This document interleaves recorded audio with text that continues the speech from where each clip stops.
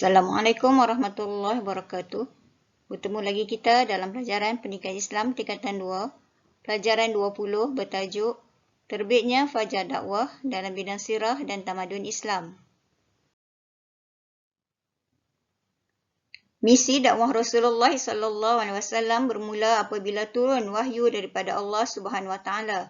Firman Allah, A'udzubillahi minasyaitonirrajim, Ya ayyuhal muddatsir, Qum fa'anzir, wa rabbaka fakabbir, wa thiyabaka fatahhir, wa rujza fahjur.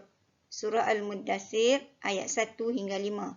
Yang bermaksud, wahai orang yang berselimut, bangunlah serta berilah peringatan dan amaran kepada umat manusia dan Tuhanmu, maka ucaplah dan ingatlah kebesarannya dan bersihkanlah pakaianmu dan tinggalkanlah perbuatan yang keji.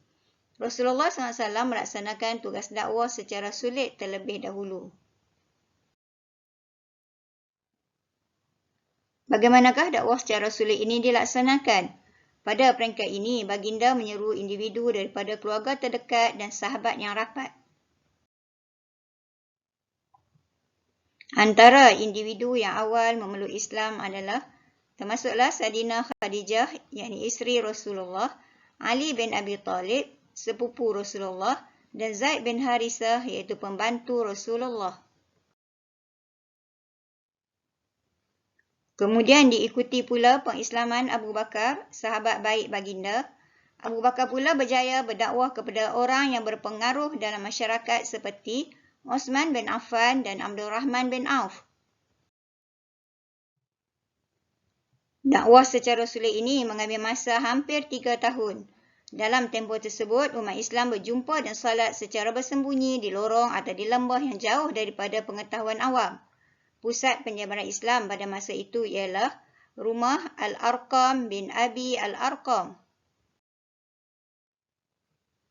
Selepas berdakwah secara sulit hampir 3 tahun, Rasulullah berdakwah secara terang-terangan.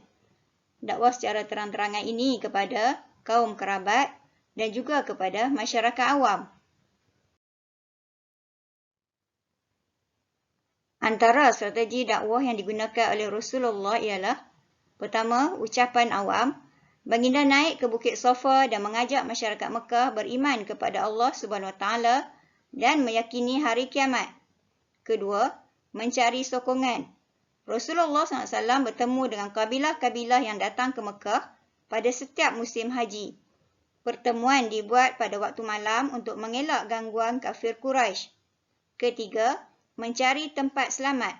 Rasulullah SAW memerintahkan sebahagian umat Islam agar berhijrah ke Habsyah. Habsyah negara yang aman dan mempunyai raja yang baik. Keempat, mengadakan jamuan. Rasulullah SAW menjemput seluruh keluarga Bani Muttalib ke jamuan makan dan kemudian menyampaikan ajaran Islam kepada mereka.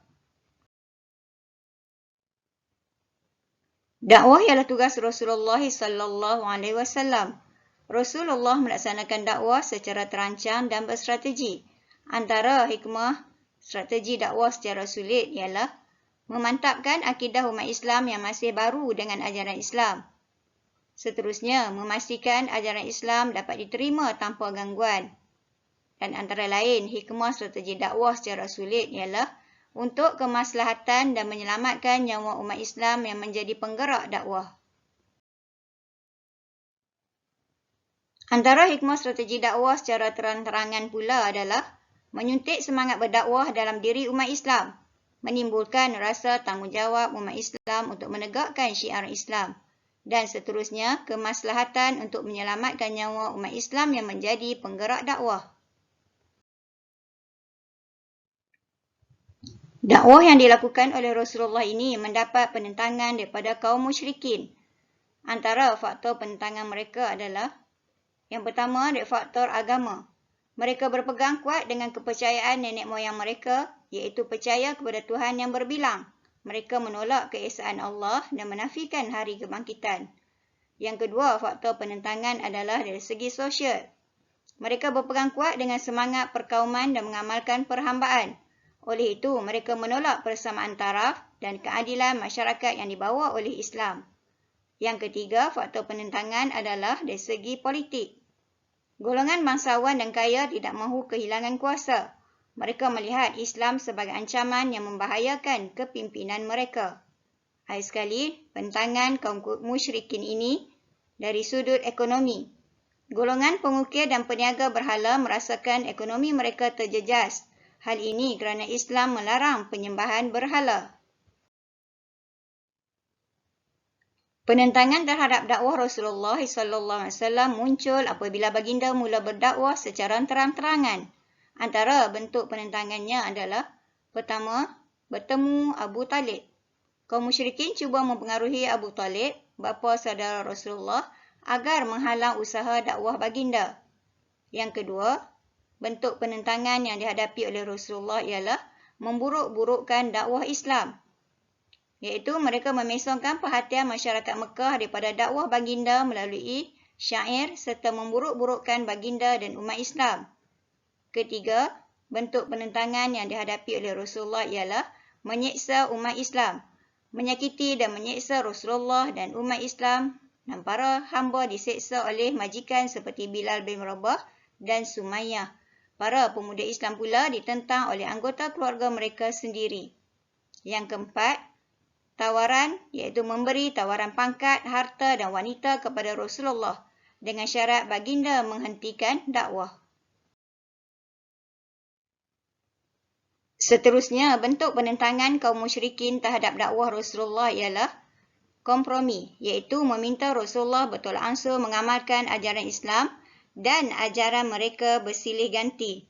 Hal ini dirakamkan dalam surah Al-Kafirun ayat 1 hingga 6. Kemudian yang keenam, bentuk penentangan kaum musyrikin ini adalah melalui pemulauan, iaitu memulaukan Nabi, keluarga Bani Hashim dan Bani Muttalib serta orang Islam dengan memutuskan segala bentuk perhubungan dengan mereka. Akhir sekali, bentuk penentangan kaum musyrikin terhadap dakwah Rasulullah ialah mengancam untuk membunuh Nabi sehingga turun wahyu untuk Nabi berhijrah. Kedatangan Islam telah mengubah struktur masyarakat Arab berdasarkan prinsip semua manusia sama di sisi Allah. Hanya takwa yang membezakan kemuliaan seseorang. Perubahan yang berlaku selepas Islam termasuklah dari segi akidah, mereka meninggalkan kepercayaan syirik kepada mentauhidkan Allah dan mengakui Nabi Muhammad sebagai pesuruh Allah. Hanya Allah sahaja yang disembah dan menjadi tempat mengharap sesuatu hajat. Yang kedua, masyarakat Arab berubah dari segi akhlak. Mereka meninggalkan akhlak yang keji kepada berakhlak mulia dengan menjaga hubungan yang baik dan harmoni dengan Allah dan makhluk. Menghapuskan semangat perkauman dan mewujudkan persaudaraan yang menjadikan umat Islam hidup saling menghormati dan berkasih sayang. Seterusnya, perubahan dari segi syariat, hidup berlandaskan panduan daripada Al-Quran dan Sunnah. Hukum yang diamalkan ini memelihara hak individu dan masyarakat. Akhirnya, dakwah Rasulullah berjaya. Melalui dakwah ajaran Islam dapat disebarkan kepada seluruh manusia. Dakwah yang dilakukan oleh Rasulullah bukan sahaja melalui kata-kata, tetapi juga melalui tingkah laku dan akhlak yang mulia. Antara faktor kejayaan dakwah Rasulullah ialah keunggulan akhlak Rasulullah. Rasulullah mempunyai akhlak yang tinggi dan terpuji sehingga mendapat gelaran Al-Amin, iaitu yang jujur. Kepribadian yang unggul ini menjadikan masyarakat Arab tertarik kepada seruan baginda. Yang kedua, faktor kejayaan dakwah Rasulullah ialah keadilan dan persamaan dalam Islam. Ajaran Islam membawa keamanan dan kesejahteraan. Sebagai contoh, keadilan dan persaudaraan dalam Islam dapat memelihara hak setiap individu. Yang ketiga, faktor ketiga ialah kebijaksanaan Rasulullah. Baginda sentiasa berfikiran positif dan yakin dengan kejayaan Islam. Baginda berdakwah secara teratur dan berstrategi. Kebijaksanaan strategi Rasulullah berjaya menjadikan Islam berkembang dengan sempurna. Akhir sekali, faktor kejayaan dakwah Rasulullah ialah semangat jihad yang tinggi. Umat Islam mempunyai keyakinan dan semangat jihad yang tinggi. Mereka sangat yakin kepada Allah dan hari akhirat menyebabkan mereka sanggup menghadapi pelbagai rintangan untuk mempertahankan akidah. Beberapa iktibar daripada dakwah Rasulullah ini ialah kewajipan berdakwah. Umat Islam mestilah berdakwah kerana dakwah ialah sunnah Rasulullah. Tugas ini perlu dilaksanakan secara bersungguh-sungguh agar Islam tersebar ke seluruh alam.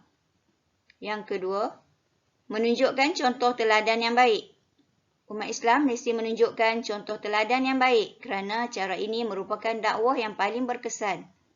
Yang ketiga, memulakan dakwah kepada anggota keluarga. Setiap umat Islam bertanggungjawab menyelamatkan anggota keluarganya daripada kekufuran dan maksiat. Oleh itu, dakwah mesti bermula daripada rumah sendiri sebelum kepada masyarakat. Dan yang keempat, merancang strategi dalam berdakwah. Berdakwah perlu dilakukan secara terancang dan berstrategi dan bukannya mengharapkan perkara luar biasa berlaku supaya mendapat hasil yang lebih baik. Selepas mempelajari tajuk ini, seharusnya pelajar dapat nyatakan 3 individu terawal yang memeluk Islam. Jelaskan 2 hikmah strategi dakwah secara sulit. Ketiga, terangkan 2 faktor kaum musyrikin Mekah menentang ajaran Islam. Dan yang keempat, terangkan 2 bentuk penentangan musyrikin Mekah terhadap dakwah Rasulullah. Sekian untuk kali ini. Wassalamualaikum warahmatullahi wabarakatuh.